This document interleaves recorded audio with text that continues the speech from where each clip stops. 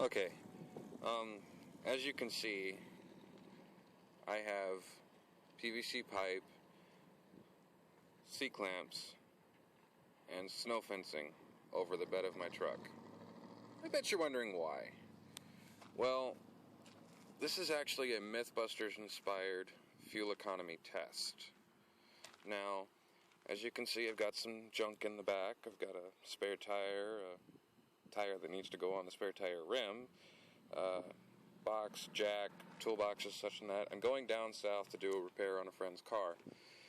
Now, I'm sure that some of you have seen the Mythbusters test where they did the tailgate up versus tailgate down, and tonneau cover, and cargo net, and all those other tests, as well as the test with the car where they covered it in clay and cut egg shapes out of it. Well, this is something along both of those lines. I don't have a cargo net, obviously. Tailgate's still there. But I'm going to be getting one. I'm also going to be making something out of PVC and snow fencing to cover the area here. I'm not sure what they're called, but those things that attach to the back of the cab and they're kind of slanted down. I don't know what the hell they're called. But the average reported fuel economy for this, with a lot of city driving, it's a V6 4x4 Dodge Dakota 1993. The average is 16 point something. EPA estimate, I believe, was 18 miles per gallon. Now, I've been running this for a little while, and when I'm not pulling anything behind it, and I don't have anything in the bed, and I'm just using this, I get 20 on average. Now, keep in mind that I'm missing the front guts out of the front differential, the center section, the carrier, and the pinion, or the ring gear, and the spider gears and all that, so it's freewheeling up front, but I don't think that would give me 2 miles per gallon. But this is a long haul test. I've got 200 and some odd miles to go one way, so I'm going to test it going down and see what my economy is. I'm also going to test it coming back. Now, I've just topped off my tank from a little under half, and that was 10.7 something gallons. So when I get down there, I'm going to see how much mileage I got, and then I'm going to take this off for the drive back.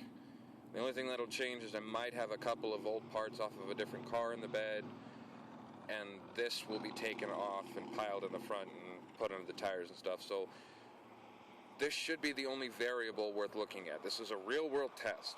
My engine doesn't run very well. I know I'm running rich, burning oil. Just put new tires on it, so that won't be a factor. But the suspension, the brakes, all that stuff need to go through, because this is a prime candidate for the shit that should have been done a long time ago series that I've got. Yeah, this is definitely going to be featured a lot, considering how much neglect has been through this. I mean, you guys saw the engine, for God's sakes. But, yeah, this will be the beginning of this test video, and hopefully you guys have seen this enough that you've got a basic idea of what it is. The only reason there's a vertical on there is because the air pressure going down the road pushes the rear down. Yeah, the air coming off the top of the cab creates a vacuum here and lifts the front and pushes the back down. So I had to put that there. This is gapped because I didn't measure the pipe right, and I didn't measure the snow fence right, so it's stretched, and yeah, this could use some refinement. I also need a stand right there to hold that up, but this is what I've got right now. This is what I'm testing right now, because this is a prototype of a concept of an idea, and obviously it needs some refinement, but you saw it here first, if you haven't seen me driving around with it already. Anyway, this is the start.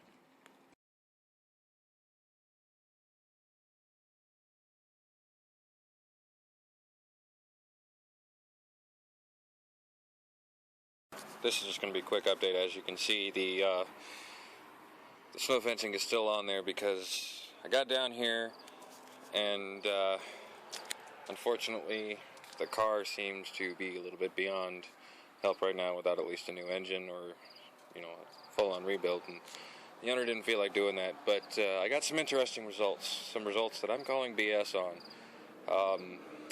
I got down here, I was at 212 miles, and I put 9.3 gallons in, according to the gauge on the tank that the Sorry about that noise. According to the tank gauge that the vehicle owner's friend used to fill my truck up, I don't know, he said it was Cenex gas. That might mean it's got ethanol in it, that might mean it's premium, I don't know, but it's going to skew my results even more. But when I did the math, 212 miles at 9.3 gallons, if it's correct, means I got 22 miles per gallon coming down here, and that's with an average of doing between 60 and 75, because it's mostly highway all the way down here. And I do not drive economically. I really run that 5-speed through. So yeah,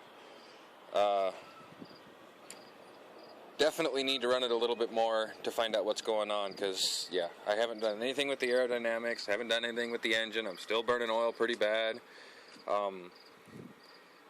Yeah, and I haven't added anything to the back other than that oil jug I ran out, and I gotta go get more. But as it stands right now, over 22 and a half gallons, or 22 and a half miles per gallon at interstate speeds. So yeah, we're gonna have to run more and find out what's going on.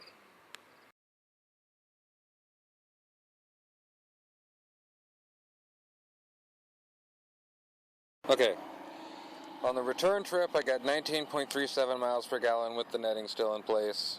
But yeah, as you can see by my math, I obviously haven't broken physics wide open, but something, yeah, it's, I don't know. I don't know if there was something wrong with the gas that he gave me. I don't know if there was water in it. I don't know if it was the same quality as the gas here at the gas station that I first fueled up at. But, yeah, sorry about my handwriting too. But, yeah.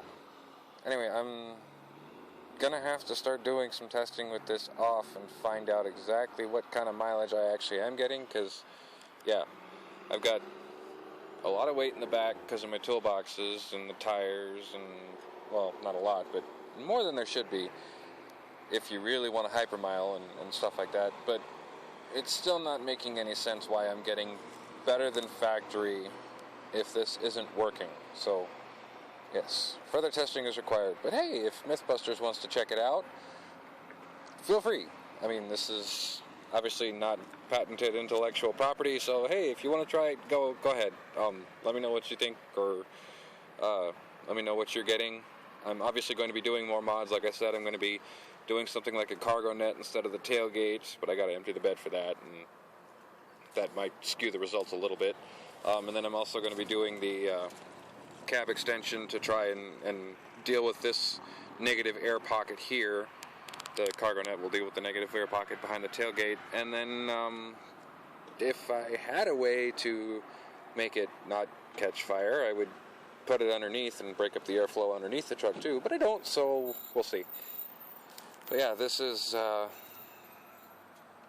guess good results for an investment of about $30 a month ago. And this is what I've been getting average. Well,